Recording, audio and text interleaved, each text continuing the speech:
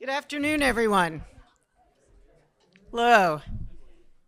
To our many distinguished guests from inside and outside of MIT, I'm delighted to welcome you for a timely conversation about biomedical research in the United States, its current opportunities and challenges. I would note that today's event is being taped and the recording will be made public afterwards. So I'll start by offering a few words on why we're here, and then I will introduce a fireside chat with our two special guests, Massachusetts Congressman Jake Auchincloss and NIH Director Jay Bhattacharya. So the inspiration for today's event came from Congressman Auchincloss. A few weeks ago, he let us know that he would be bringing Dr. Bhattacharya to see Greater Boston's biotech ecosystem in action. And when he asked us to host a stop on their tour, we were absolutely delighted to say yes. MIT's partnership with the NIH has flourished almost since the agency began giving grants. The first one we were able to uncover was in 1948. I bet the pay line was pretty good then. And today, researchers across our campus pursue pioneering science on behalf of the American people with profoundly important results. For instance, some standout projects funded here during President Trump's first administration include a system that makes anesthesia safer, especially for young children and the elderly, by using direct measures of consciousness in the brain to automate the dosing. A breakthrough heart valve for children that can be expanded as the child grows, eliminating the need for multiple heart surgeries. And a safe, non-invasive technology that uses light and sound stimulation to treat Alzheimer's disease, an approach that is now in phase 3 clinical trials. The hospitals, universities, startups, investors, and companies represented here today have made Greater Boston an extraordinary magnet for talent, arguably the largest, most productive concentration of biotech researchers and innovators anywhere in the world, both as a force for progress in human health and an engine of economic growth. This community of talent is a precious national asset. We look forward to working with Dr. Bhattacharya to build on its strengths. And now to the introductions. Congressman Jake Auchincloss's record of public service stands out for its breadth. From 5 years in the U.S. Marines, he knows what it's like to command infantry in Afghanistan. From 3 terms on the Newton City Council, he mastered the fine art of negotiation and constructive compromise. And now, in his 3rd term in Congress, he knows what it takes to represent all the people in a district that ranges from aging industrial cities like Fall River, Attleboro, and Taunton to the prosperous Boston suburbs of Newton and Brookline. The congressman earned his undergraduate degree from a certain notable college up the river, and we're proud to say that in 2016, he earned his MBA from MIT. Just to distinguish. Having run product development at both a Fortune 100 insurance company and a cybersecurity startup, he also understands the challenges of business hands-on. Grew up in a distinguished medical and scientific family, and actually several members are here with us today, so welcome. What I found in all of our conversations that he sees clearly problems and challenges facing the Commonwealth's biotech sector, its hospitals, and its universities, and he advocates very effectively for their essential role in the health and prosperity of the American people. Joining the Congressman in conversation will be his guest and ours, NIH Director Jay Bhattacharya. Since assuming leadership of the NIH last April, Dr. Bhattacharya has embarked on an informal national tour, exploring the strengths and needs of the nation's biomedical research enterprise.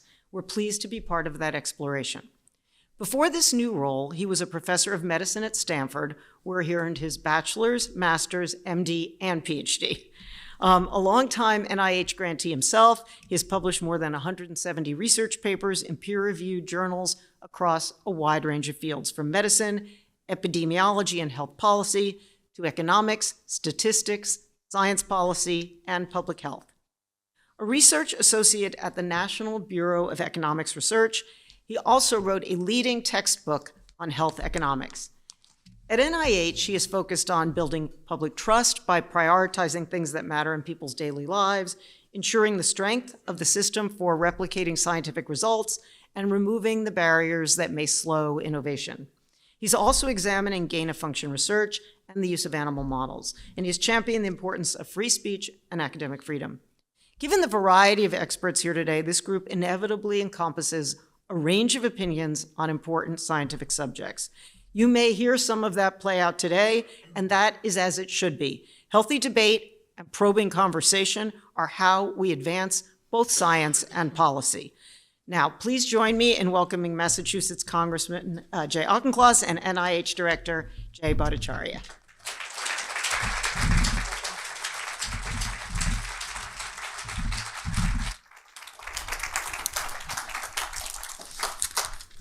Good afternoon, and thanks everyone for joining us. Dr. Bhattacharya, thank you for coming up to Boston and being willing to spend a full day with the eds and meds community in Massachusetts. I was joking with Dr. Bhattacharya that when the NIH director comes to Massachusetts, he gets treated like a celebrity because we do science and we take science very seriously here.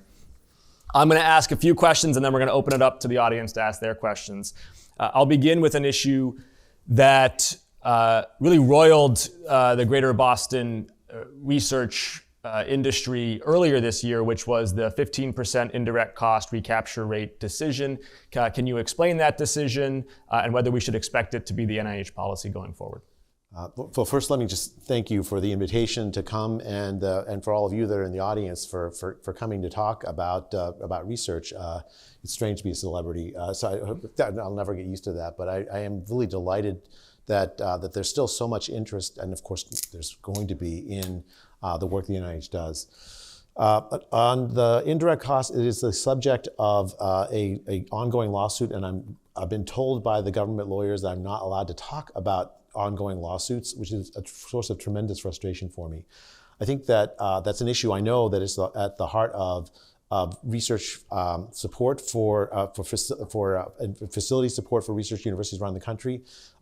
The NIH position is that we will continue to be partners with universities and research labs across the country to make sure that they have the facilities support they need. And the way to do it, it'll be up to Congress and other people that are above me.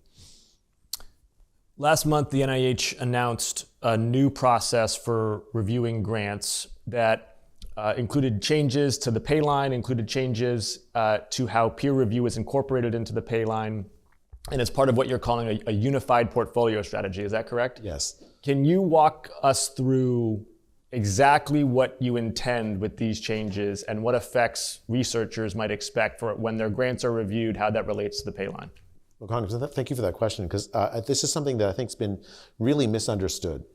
So let me just set the background for this. I wrote a paper a few years back asking how new are the ideas in published biomedical research that the NIH has funded.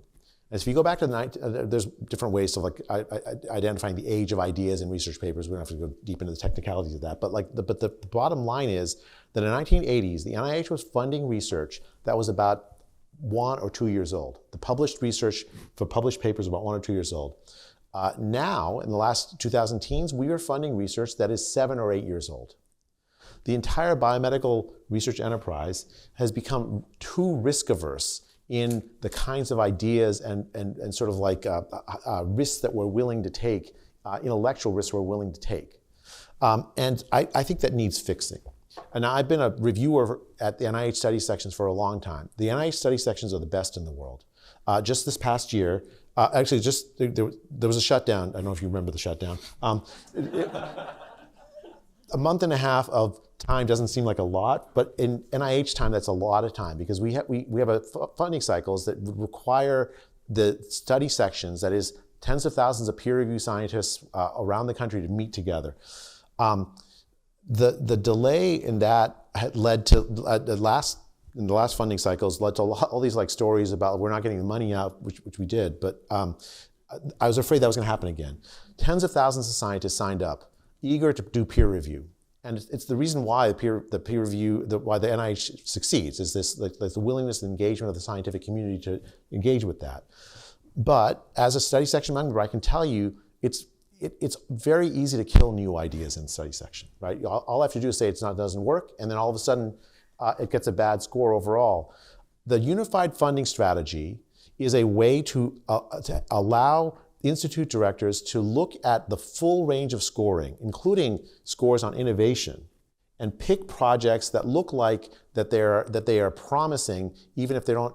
So for instance, often you'll hear study section reviewers say, well, if aim 1 fails, then aim 2 and 3 won't work. I want, and then that project won't get funded, even though it's a really cool new idea. And if it worked, it could make a big advance in type 2 diabetes or something. I want the institute directors to have the capacity to pick projects like that. Because the portfolio that we have shouldn't have if you require every single project to succeed in a portfolio, the portfolio as a whole is less innovative than it should be. Right? If I have 50 projects in my portfolio and 45 of them fail, and the last 5 solve Alzheimer's, that's a successful portfolio. I want the institute directors to be able to make those kinds of funding decisions with a broader range of information from the peer review than has traditionally been used. And that's what the unified funding strategy is about. What you're putting forward is a coherent thesis. I want to try to steel man an argument here. And I think I'm going to try to convey what I would imagine a lot of concerns are from the scientific community here. Is peer review maybe kind of driving towards too much caution? Okay. But when you say that the institute directors, who are under some political pressure, it's just the nature of Washington, that they get to reach down and adjust the pay line according to their perception of the potential innovation behind a project, that can sound like politicization of science. And I think there's going to give a lot of heartburn to investigators who, understanding the flaws of the study sections and how they might drive towards too much caution, at least you saw the mapping very cleanly. And that transparency, I think, built trust. Okay, I was 9%, pay line's 9%, I'm going to get funded. 12%, it's 9%, I'm not going to get funded. What you're describing, I think, has the potential to create some opacity and create perceptions of politicization. How can we prevent that from happening? And how can your institute directors be held accountable that when they're pulling in projects, that it really is because those projects are high risk, contrarian, et cetera, and not because they're under pressure? Yeah, so that's a great question. The institute directors are selected from among the very best scientists in the world. If you look at the institute directors we have, and you can just test me, like we're about to hire a whole bunch of new institute directors. They're going to be selected on the basis of their scientific ability and their sort of creative vision for the field. Half of our institutes already don't use a pay line strategy. They already were using some version of this strategy. The policy is to let the rest of the institutes do the same. And you hit on the key thing that has to happen for this to succeed. The question is, what and how do we evaluate the portfolios and the people who select them, the institute directors, rather than evaluating them based on how many papers they have published in their portfolio, how many top journal articles they produce. I'm going to start putting into their evaluation how in their field of work, has patient health improved in their field of work? Has the ideas that they fund translated over? Are they funding fundamental changes in biological knowledge? Substantive things that are not just sort of indicators or correlates of success, but real measures of success that American people care about. But the NIH is loved because the research, when it works, translates over to better health for people, cures for diseases. I want to evaluate the portfolios and evaluate the people making those portfolios on the basis of that mission. And that's how. So you don't hear politics in it because I don't want politics in it. The politics is not going to be in it. That does strike me as moving away a little bit from curiosity-driven basic research, which in its pure form is actually not accountable to immediate applications, towards more of an applied research bias. Is that the case? No, curiosity-driven research. Actually, if you look at our portfolio, at one point in the 2010s, you needed to have a large grant in order to serve on a study section. And that actually reduced the bias toward curiosity-driven research. A lot of our grant portfolio was, we put out notice of funding opportunities that are very directed. We want you to study this area or this area, this area. I'm moving away from that kind of directed activity to, look, I want you to study Alzheimer's. You could choose what hypothesis you want. We're open to that, right? I want that kind of curiosity-driven research. And the policies I've enacted, including the reduction in the number of notice funding opportunities to focus so that they're more broad and open, the unified funding strategy will allow the institute directors to say, well, this is a cool idea. The study sections really liked the innovation of it, and they saw it would be really impactful if it worked, but they didn't think it would work. Well, let's take a flyer on it. Let's see if it works. Another change that has been disruptive for science here has been the move towards multi-year funding. Previously, I think you've said that was about 1/5 of the portfolio. It's moving up to about half the portfolio now is being forward funded. Can you speak to why that change has been made and whether you support it and whether we can expect it to continue? So I support it to the extent that it's science driven, right? So as you said, Congressman, that 1/5 of our portfolio already was forward funded, right? Sometimes it makes sense because you want to make an investment in a project where for a fact that the next N years of funding are going to be there. When you forward fund, that's what happens, right? So you're not like tapping allocations in the next year or the next year after that. You know for certain, right? So it makes sense. So that kind of certainty about funding makes sense. And as I said, in the past, about 1/5 of our portfolio has been forward funded. There are reasons, I think, and arguments for and against. I don't want to get too deep into like what the right level of forward funding is. I want to emphasize that I want the forward funding that we do to be science driven. I'll give you an example of how this can pair with this goal toward support for innovative science, right? So right now, if you get a large grant, you get 5 years of funding, certain funding. Now, I've been part of projects where I had a great idea, and I'm sure it's going to take the next 5 years, but 1 year in or 2 years in, it just didn't work out. Anyone in the room ever have that happen to them? It's just, if we forward fund 2 years or 3 years and then do an evaluation of did this project work out? Like it's a project where aim 1, if it works out, then aim 2 and 3 are going to work, but aim 1 didn't work out. Then we can redirect the funds to a different project, and then we forward fund 2 years or something, and then so I think those kind of science policy driven reasons to do forward funding make a lot of sense to me.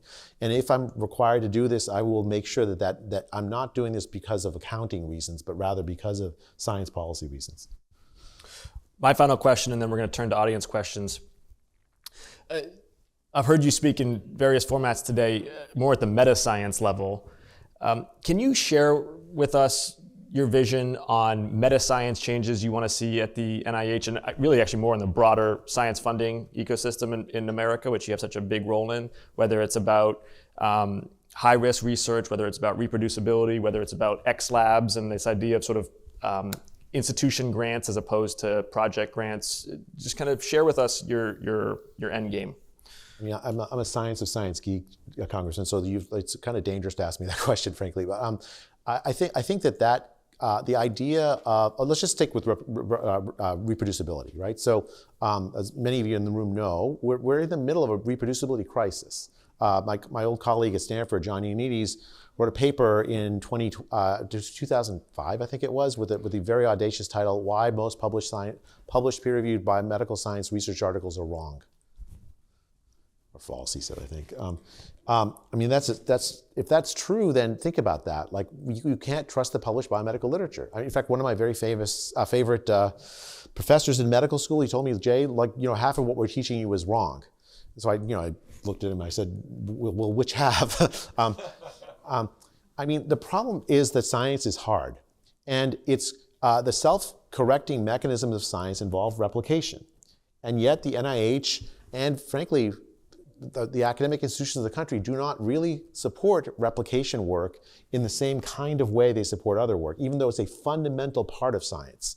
And it has clinical consequences in neurosciences, in cancer biology. You have these papers where like half of all papers or 2/3 of the papers in the field are not replicable when independent research teams look at the same thing.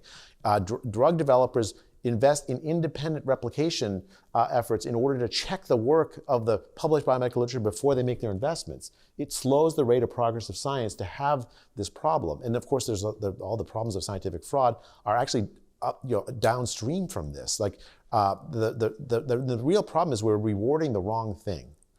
First, we're not supporting people who do replication work in clever ways, like meta-analysis, for instance. I want the scientific community to decide what should be replicated. I don't want the government to decide. We'll have grants for replication and let the peer reviewers tell us what ought to be replicated.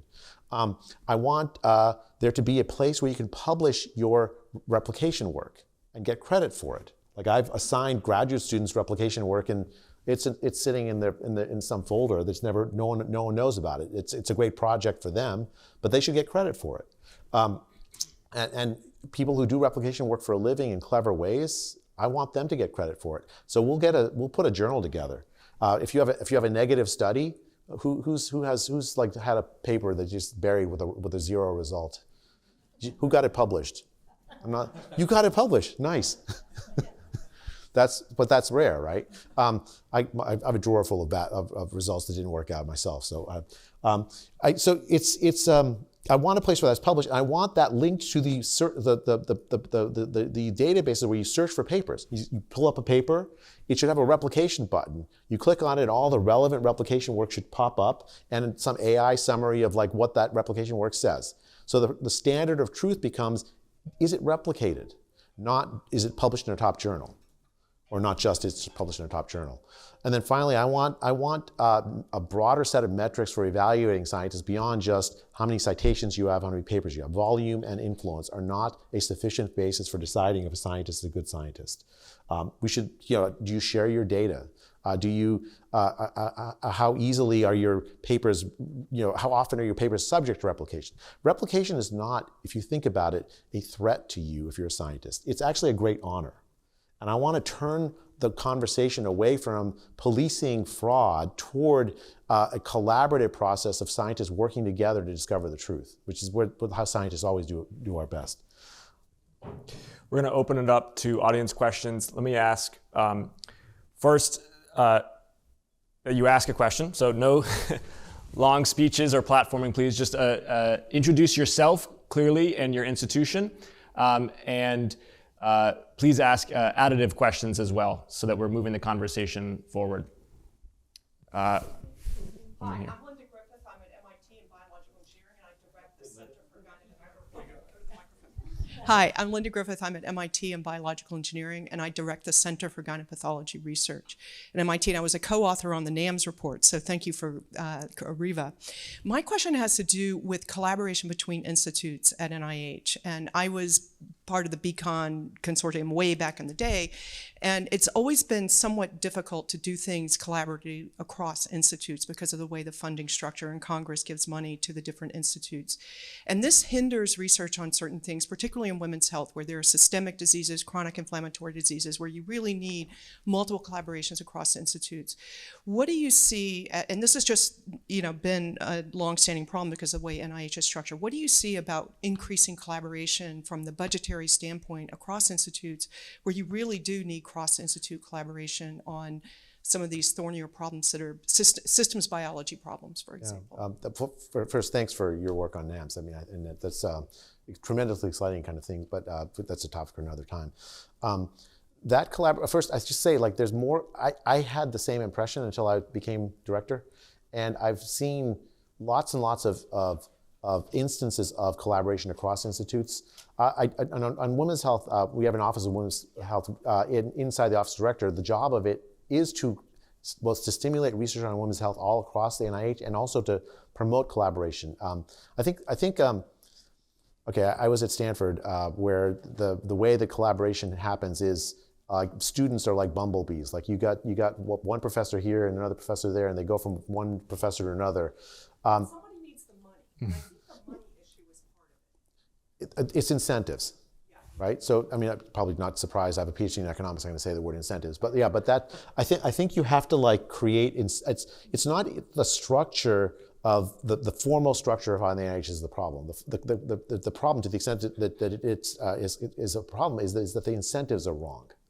And I think the Office of the Director, the key power that it has is to create incentives at the institutes for all kinds of things. And I am a big believer in that kind of cross-disciplinary collaboration. I've seen it firsthand in my own work, and I've seen what it produces from the work of my colleagues.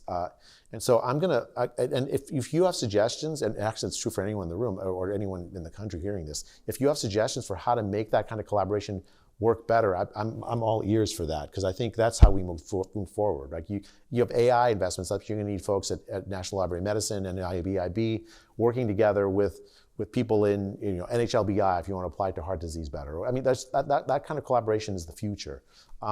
I don't think the structure of the NIH is the problem. I think that the incentives to collaborate are the key thing.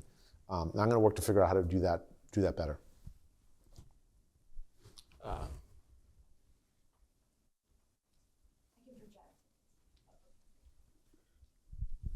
Hi, Dr. Bhattacharya. My name is Colette Dalawala. I'm the founder and CEO of Stand Up for Science and a PhD candidate in clinical psychology at Emory University.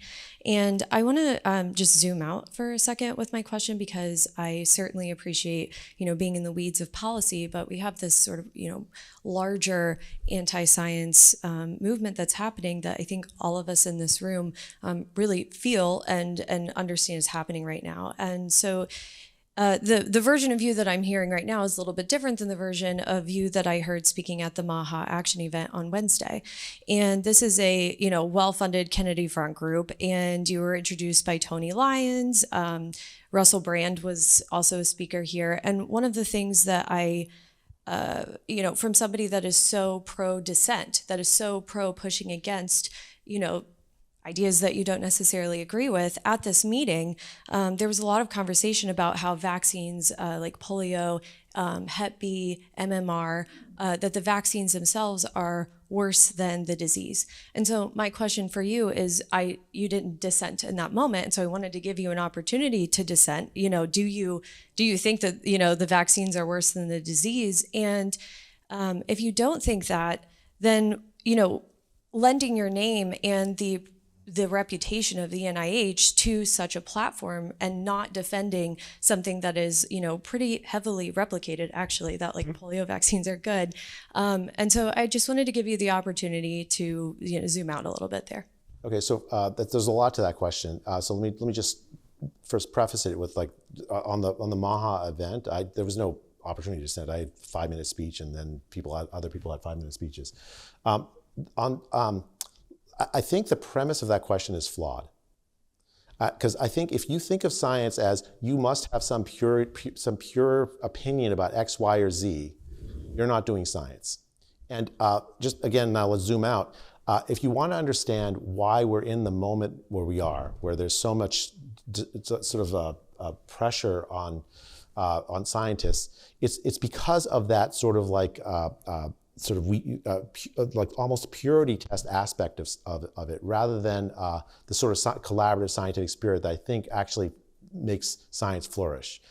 The American people are the reason why we have had the most, the NIH has been the institute it is. It's Congress, and I've had now the opportunity to talk with dozens and dozens of members of Congress on both parties, and there's pretty widespread support for research, for the research enterprise of the country. If you treat the American people and say, well, you guys are anti-science and these guys are not pro-science, you're gonna see that support dry up. You have to treat everybody with respect. And I don't believe that what you call the anti-science movement is actually anti-science. What they want is be part of the conversation. And I think having a broader political base for people who are interested in the product of science, and that's why I think the MAHA movement is so important. That's because what you have is a large number of people who are desperate to have the products of science improve their lives. We haven't seen an increase in life expectancy in this country since 2010. All the big advances in biomedicine that we've had in the last several decades have not translated over to better, healthier lives for the American people in aggregate. Doctor, you would have agreed that the polio vaccine, the MMR vaccine, I'm getting to that promise, yeah. They have saved hundreds of millions of lives. I am a big believer in like the childhood vaccines, right? So I'm a big believer in. I think the MMR vaccine is tremendous. I've vaccinated all my kids, but I think that if you start from the kind of premise that you started with, that look, there's these anti-science people and these pro-science people, and you better align with this this set of people, or you're one of the irrational bad guys. That's a recipe for destroying the consensus in this country in science. Please.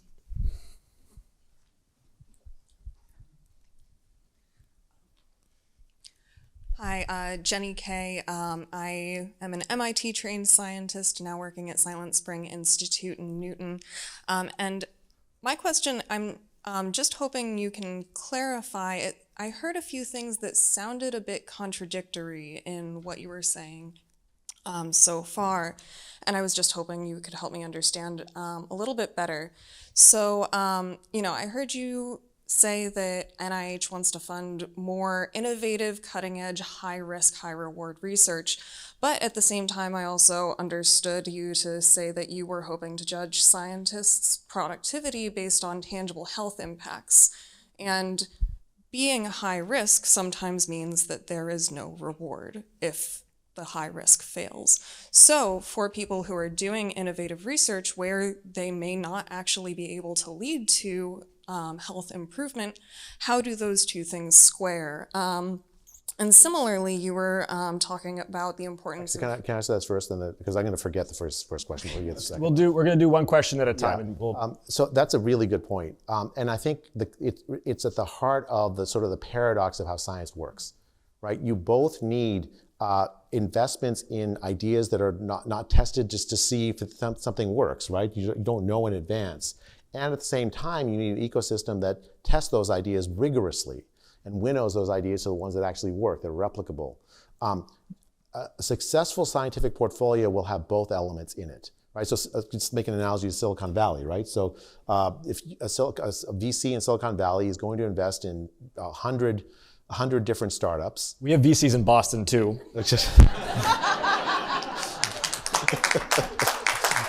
Good point. I mean, I'm from California, what can I say? But if 99 of those investments fail, and the 100th succeeds, turns out to be Google, that VC is going to be successful. And actually, there's another part of that, which I think we don't do well in science. Of those 99 failures, if those are productive failures, they'll be given second chances, right? We punish failure too much in science because it's expected. If you are trying new ideas out, you are going to fail. And if every project you've engaged in science has been a success, I'd call you a failure as a scientist, right? You're not thinking big enough.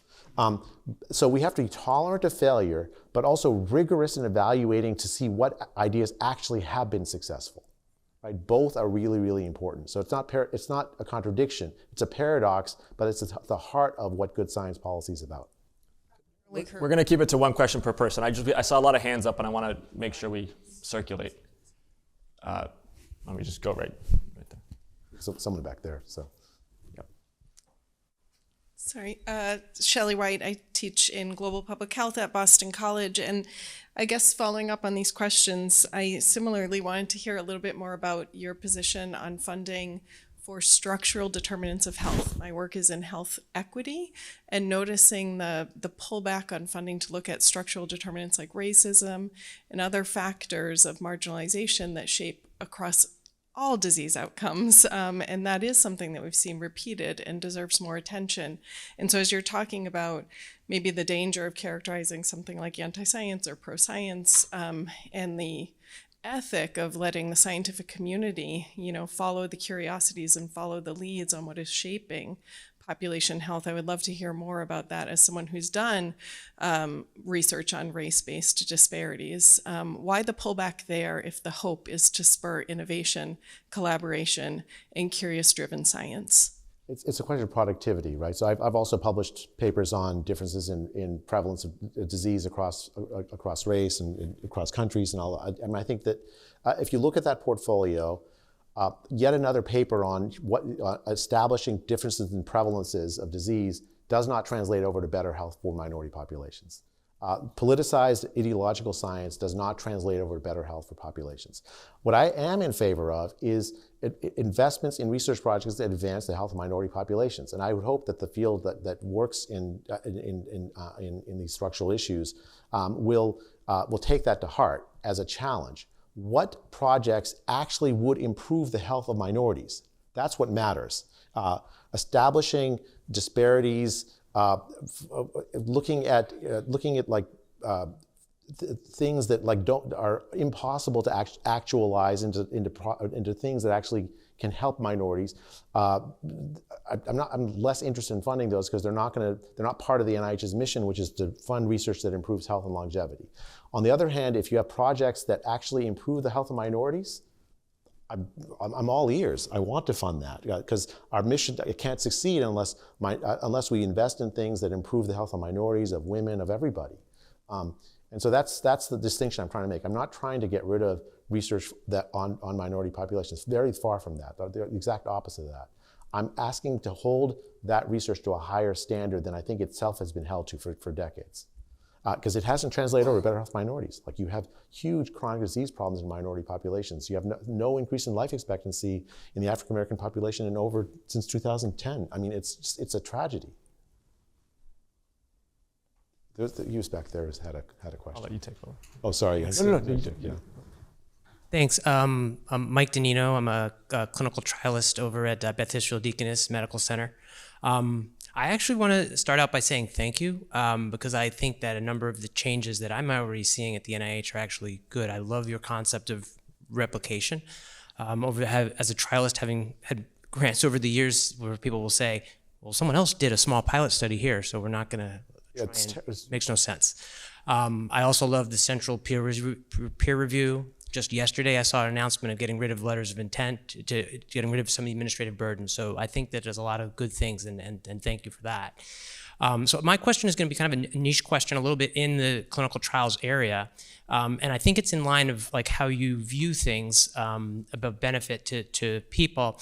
There's a number of institutes that have moved from funding clinical trials of efficacy to, well, you can only apply to this institute unless it's a mechanistic clinical trial. And there's a number of things, and I have a couple right now where we have some really great pilot data and would love to look at some efficacy endpoints, but the specificity is like, well, you can only we're only looking at mechanistic research. So my question is specifically, what are your thoughts on, I mean, mechanistic research is good, I'm not saying that's bad, but being able to allow for both in some of these institutes, at both mechanistic trials, but also efficacy trials? I'm all in favor of that. Let me give you a concrete example, right? So some colleagues of mine at Stanford did a study a couple years back looking at the Zoster vaccine, the old Zostavax vaccine, and its prevention of Alzheimer's, dementia, cognitive impairment, and so on. And they found, with a very careful observational study, an improvement, 20, 30, 40, whatever, 40%. I would love to see, I have no idea what the mechanism is. I mean, maybe I've seen like 10 different people give hypotheses, but I don't know what the mechanism is. I would love to see a trial to see if it actually works in a randomized setting. I care about improving Alzheimer's outcomes. And secondarily, I care about understanding the biology for why Alzheimer's disease happens. Both of those, often those two go hand in hand, but I want to do both. I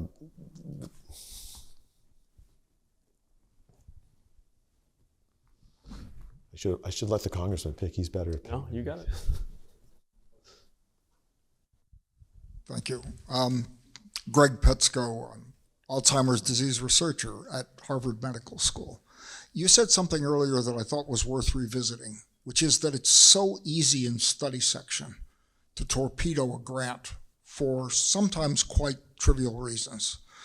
And when you and I were both on study sections decades ago, if you had the same experience I did, you found that you were usually trying to find reasons to fund something.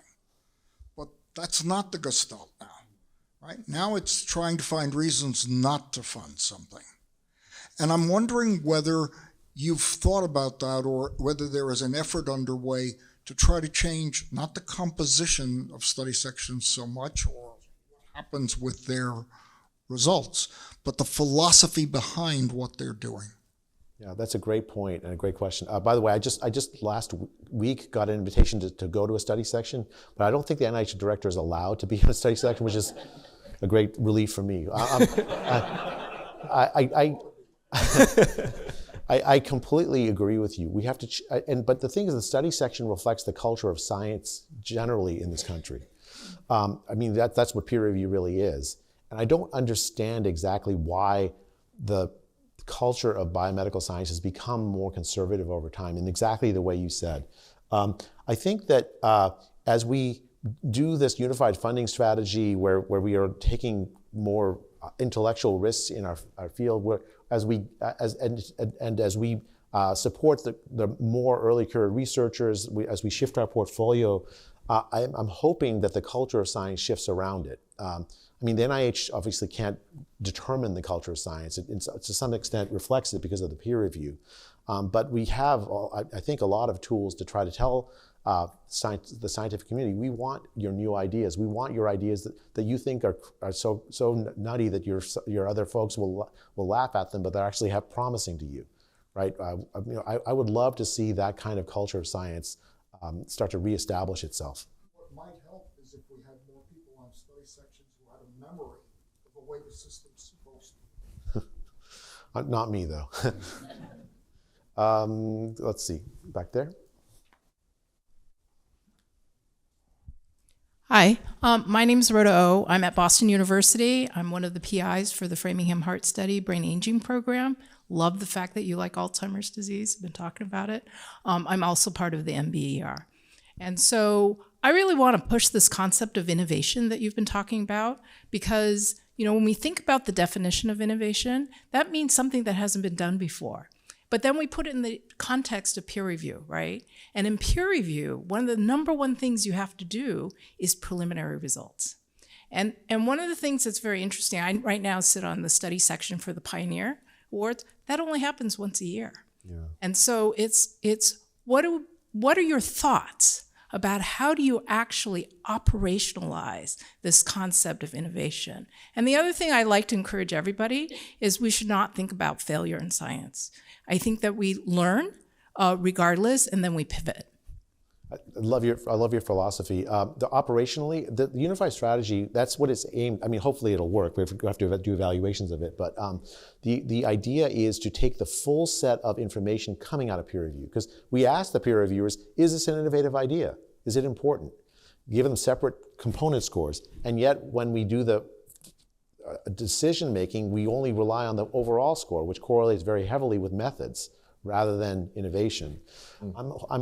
By encouraging the institute directors and the program officers to make decisions that take the full range of scientific input from the peer review into account, including especially innovation, and also the early career researchers. I'm hoping that will start to push the culture of the NIH toward more innovation and the culture of science toward more innovation. We'll see. I mean, you got your NBR. You're going to evaluate whether it worked or not. So I can see a natural experiment coming. Part of that was also you're going to collapse into a binary, a previous metric that was a score, right? That's a great point. The congressman was at an earlier thing, so he's heard me say this 15 times. My apologies.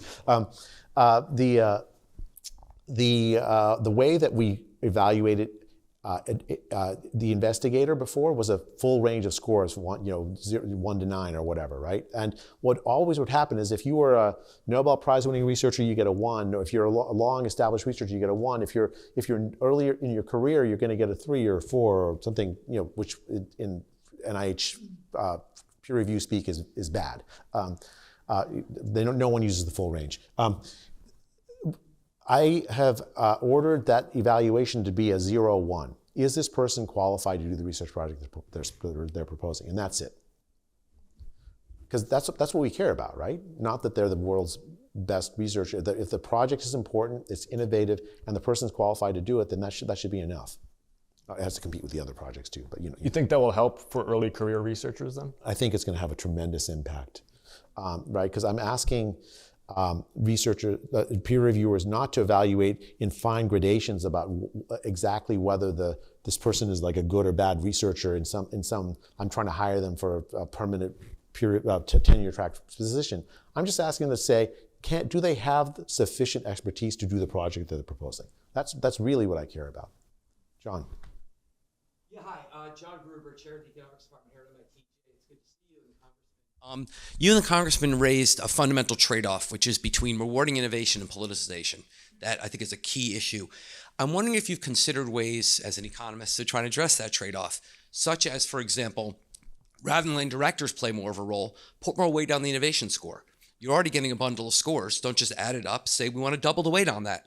That would avoid the politicization that you're worried about. Alternatively, if you want to let directors choose, is there a way to put more sunshine on how they're choosing? To say, gee, this is a director that seems to be picking a bunch of things that are terrible in every dimension. Why is that rewarding innovation? Versus here's a director that seems to be really weighting the innovation score more. So there's a way that you can provide mechanisms that can help guide against the politicization that Jay's worried about. Yeah, thanks, thanks, John. It's nice to see you, John. By the way, it's like a familiar face as another health economist. So, that's a great point, and I'm gonna ask. There's already sort of some narrative text from the study sections for the selected projects. I'm going to ask for justification. Right, so you can see in a narrative way why certain projects are picked, right? And it's going to the scores themselves right now is not even a weighted average, John. It's just a gestalt. Like you have 5 different scores, including the innovation score, the investigator score, the environment score, and it's a gestalt of what the overall score is. And if you look at the statistics, it correlates very heavily with the method score. And so that gestalt essentially says methods matter and nothing else matters. I'm gonna by allowing by saying what I've been saying to you all, and it's the same thing I've been saying inside and out.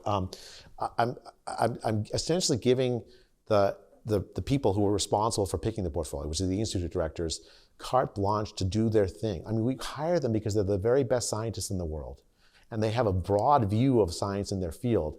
And they have a mandate to make their science advance the health of the people that they're studying. And so I just want to let them do their thing. And I want them to consider the full range of information from peer review in doing their thing. I mean,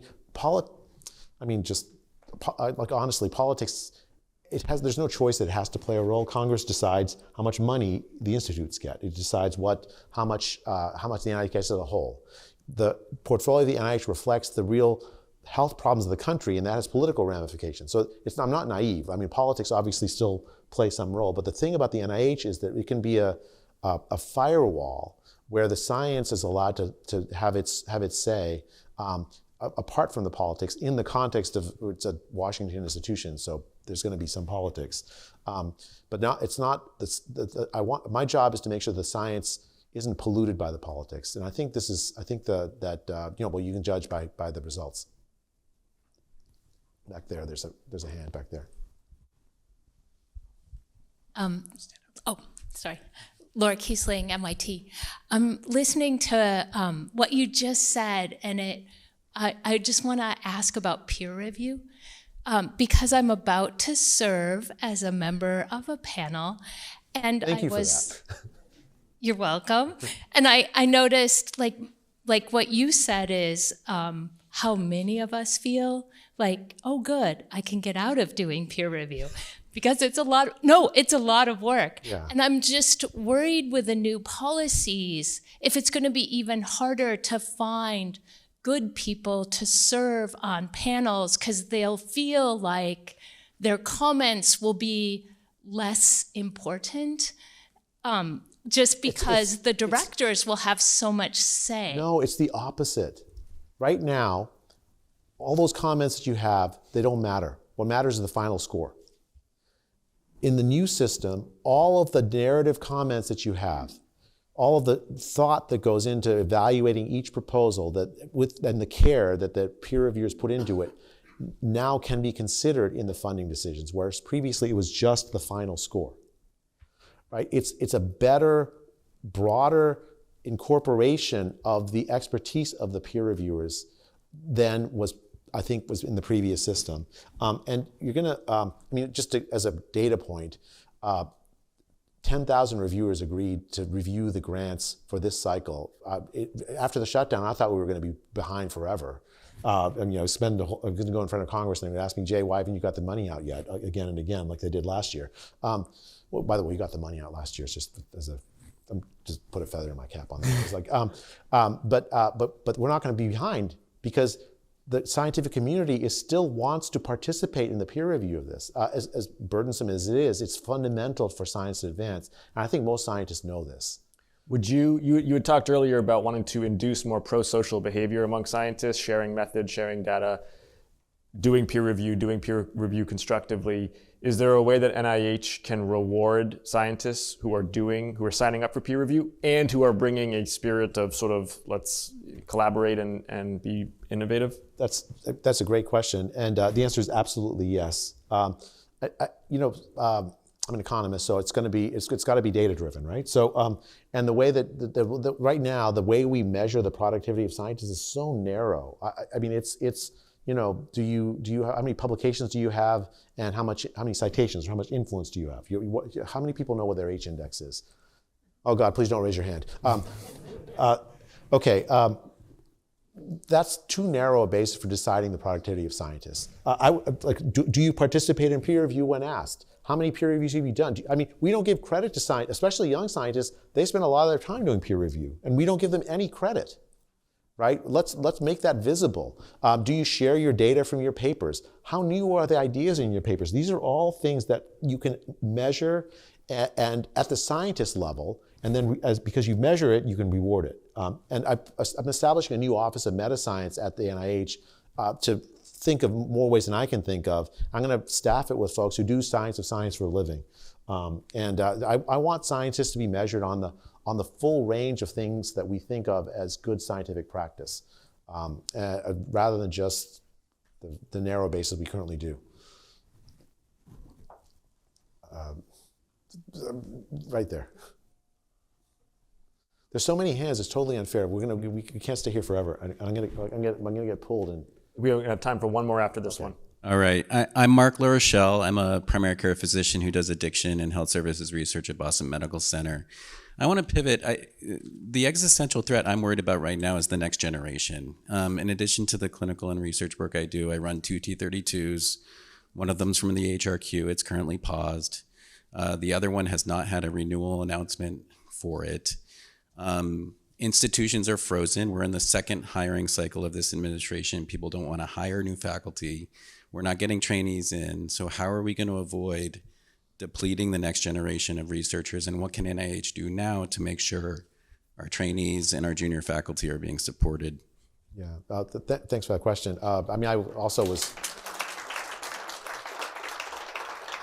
Well, first, thanks for actually being, not just for the question, but for running a T program. That's a thankless but also vital task. I have nothing to do with HRQ, so just leave that aside. I'm only on one agency at a time, please.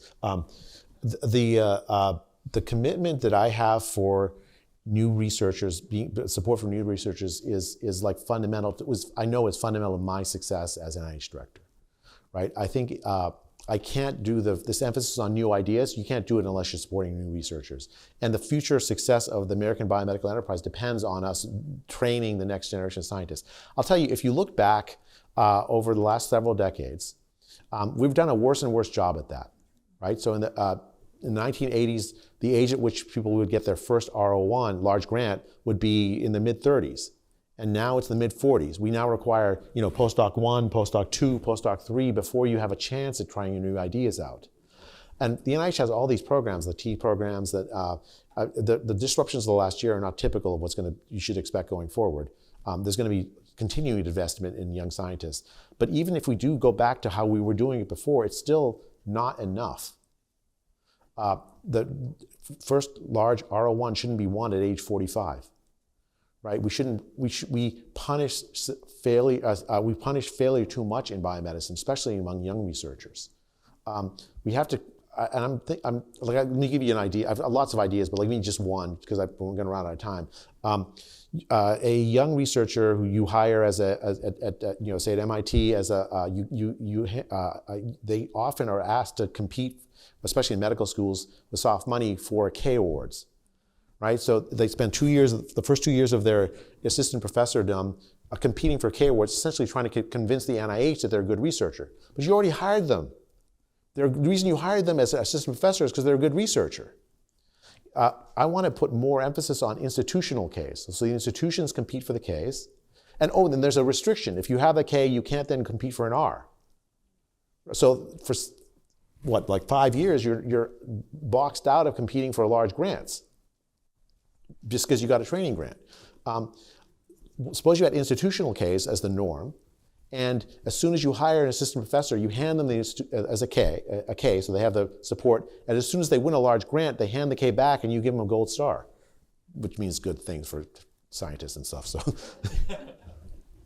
last question.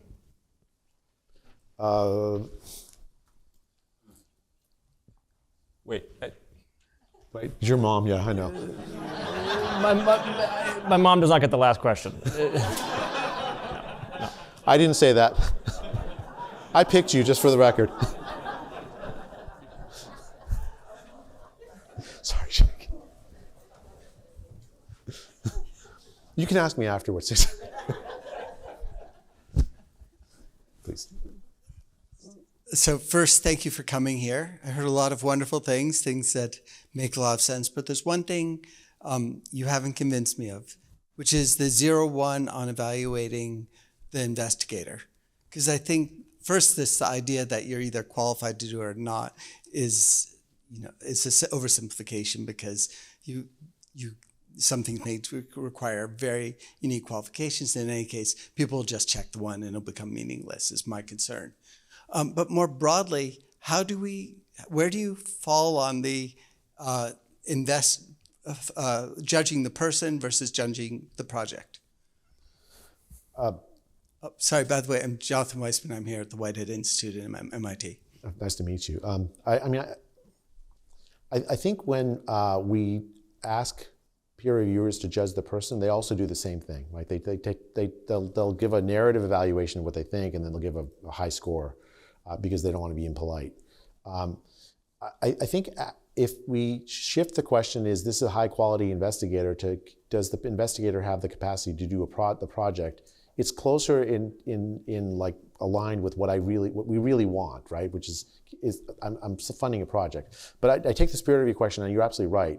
Because when we fund a large project, we're also funding the investigative team, the mentorship that's happening for the trainees that are involved, a whole host of things. So I think of it less as like the peer review. Yes, it's important, but then there's a relationship over the next 5 years or whatever. We often don't evaluate that how the investigator has performed beyond just the scientific role, but also like I would love to expand that. So, for instance, let's evaluate the investigators on how well they've mentored their postdocs. Do they make the leap into the next steps? A large R grant, a research grant, is not just a investment in the research project, but also in the people. And so I think, I'm open to obviously there's a spirit of experimentation about this too, but I'm open to revision about this. But I think I would like to see at the peer review stage, will this project work? And then at the evaluation stage later, has it produced a wide range of scientific outputs, not just the scientific outputs that were promised in the project grant proposal, but also the people that were included. Have they been mentored? Have they moved on to independent research? Are they, a whole host of other things? We just need better data, a broader range of data for the things we actually want out of science, and so we're going to start measuring them. That's how you get what you want. Good afternoon. My name is Ian Waits. I'm MIT's Vice President for Research.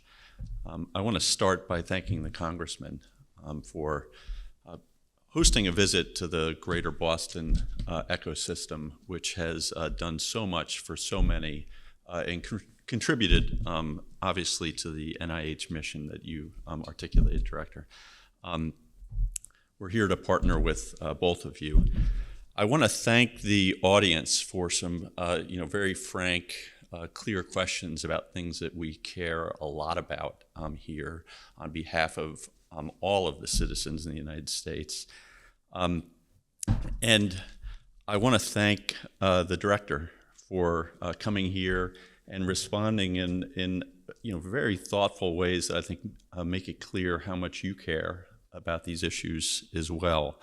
And we have such a marvelous history in this region in making such great gains for health and longevity.